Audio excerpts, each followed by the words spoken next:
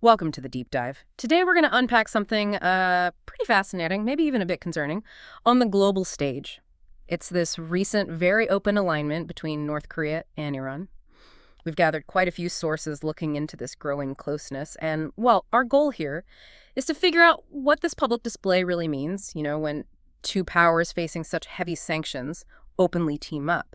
It is an interesting development, mostly because, well, both nations have really spent decades pretty isolated, especially from the West. hmm Their whole approach has often been about just surviving the pressure, right? Not usually about this kind of overt public solidarity with another state, also seen as an outlier. Exactly. So what changes? What happens when these two nations, both under immense international pressure, often, working behind the scenes, suddenly decide to step out together?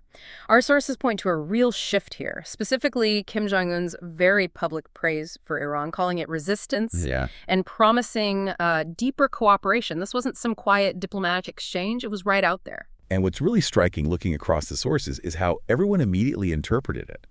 It's not seen as just, polite diplomatic talk. No. It's viewed as a very direct political message, designed to be crystal clear, aimed right at the U.S. and its allies. Signaling a united front. Precisely. Against what they see as international pressure. One source actually called it a defiant reassertion of their sovereign will together. That phrase, defiant reassertion, really stood out for me too. It gets to a key point from our deep dive. When these two sanctioned powers join hands, it's seen as much more than just words. It's strategy. Absolutely. We're not just talking rhetoric. This has real, tangible strategic weight behind it. Right. And the strategic importance of this newfound solidarity, it's huge. I mean, Yeah. think about it. These are nations that have faced crippling sanctions, economic, military. So finding common ground and openly backing each other up, that suggests a strategic play, maybe pooling resources, maybe expertise. What kind of expertise? Well, the sources specifically mention potential collaboration.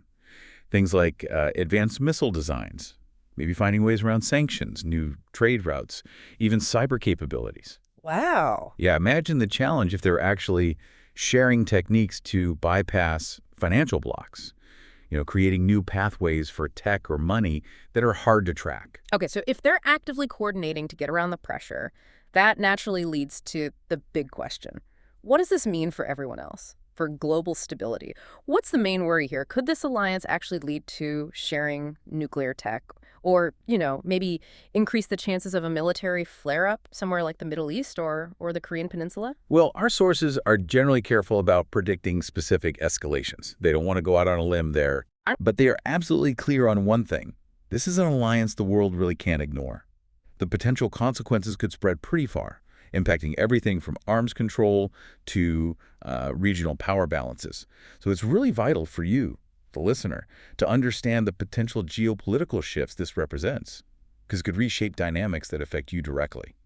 So, wrapping this up then, this strengthening tie between North Korea and Iran, it's strategically important, no doubt about it. It's a bold move from two nations often seen as outliers, and it hints at maybe a new kind of cooperation that could challenge the way things currently work globally. And it leaves us with a key question to ponder. As these nations, once pretty isolated, now openly strengthen their relationship, what other shifts, maybe unexpected ones, could emerge in the global power dynamic? And thinking ahead, how might that shape the future that you experience?